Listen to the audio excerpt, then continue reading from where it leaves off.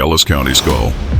There are countless historical newspaper accounts describing the discovery of unusual skeletons across the United States by early settlers. Many of these stories share strikingly similar details, often ending with the remains being sent to the Smithsonian or other institutions, after which all further information seems to vanish. Occasionally, though, a lead emerges that allows for further investigation. While browsing newspaper archives, I came across a notable report in the November 24, 1941 edition of the Evening Star, Washington, D.C., specifically on image 33. Further research led me to the preliminary documentation on the skull mentioned in that article. The Ellis County Skull was unearthed in 1937 by Richard Henderson and Earl Gorley on the south bank of Commission Creek, near Bishop Ellis County, Oklahoma, during a road excavation project. It was found about 25 feet beneath the surface, embedded in Permian clay mixed with sand and gravel. The skull was nearly intact, requiring only minimal restoration thanks to the completeness of the bones. What makes this skull particularly intriguing is its distinct set of features, which set it apart from the average modern human skull. It has an extremely low forehead, prominent supraorbital ridges, robust zygomatic arches, small cranial capacity, a sagittal crest, and a heavy occipital bone. Yet the lower portion of the skull looks modern, a well-developed chin, small maxilla and dental arcade, small teeth, limited prognathism, slender mandible rami with elongated processes, and well-developed spines on the inner chin surface, all indistinguishable from contemporary humans. At the request of Dr. Howard W. Blakesley, science editor for the Associated Press, the skull was sent to the American Museum of Natural History to be examined by Dr. H.I. Shapiro and Professor Franz Weidenreich. Dr. Shapiro noticed the skull's low vault and flat brow, pointing out that its height was similar to the Peking man specimens. Though the brow ridges, zygomatic arches, and occipital bone seemed primitive, the face and jaw were modern. His conclusion was that the skull might represent a local variant or a morphologically degenerate type, but its facial features suggested it was not as ancient as its appearance implied.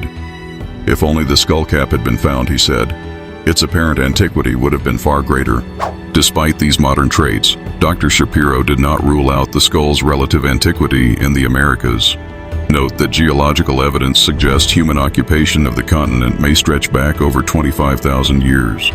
The report included photographs showing side and front views of the Ellis County Skull, as well as the excavated site in Ellis County. This investigation sheds light on the diversity of ancient populations in North America and suggests the existence of lineages different from what is typically considered the norm. Numerous reports from Oklahoma, Missouri, Iowa, Kansas, and Nebraska describe similar findings. For example, the University of Oklahoma's earliest archaeological fieldwork, led by Professor J.B. Thoburn, curator of the University Museum, and assisted by Dr. Irving Perrine from the Geology Department, uncovered remarkable evidence of prehistoric habitation. Their excavations revealed ancient dwellings and funerary mounds containing primitive pottery, copper artifacts, and human bones, shedding light on a prehistoric race that once lived in Oklahoma. This image was sent to me by a viewer. He said that this skull was found by road construction workers in a town called Bradley, Oklahoma. I tried to look up the story. There was nothing I could find. However, with all the other strange skulls found there that have faded into obscurity, I would not be surprised. A report from near Kansas City describes the discovery of a giant skeleton with massive bones. The most striking feature of the skull is the unusually low frontal bone, which differs dramatically from any other skulls found in the region. This low, narrow, but heavy ridge of bone does not extend upward, but instead recedes back from the eyebrows, creating a distinctly flat head. Remarkably, these features do not resemble modern Native American populations, nor do the associated burial mounds align with any known construction patterns or cultural models used by indigenous peoples currently recognized in America. A 1888 article detailed skeletons over 7 feet tall with unusually thick, sloped frontal bones and forward protruding jaws, a prehistoric skull believed to represent the most primitive human type yet discovered in North America, was recently excavated several miles north of Omaha, buried within an ancient Indian mound. Professor Henry Fairfield Osborne of Columbia University described it as unquestionably the skull of the lowest order of primitive man ever found on the continent. He noted the skull had an extremely small brain, suggesting minimal cognitive capacity. Dr. Barber, professor of operative dentistry at Creighton University, observed that the jaw exhibited tremendous crushing power, with teeth worn down from grinding roots, nuts, and raw meat. The lower jaw protruded beyond the upper and displayed abnormal development in both.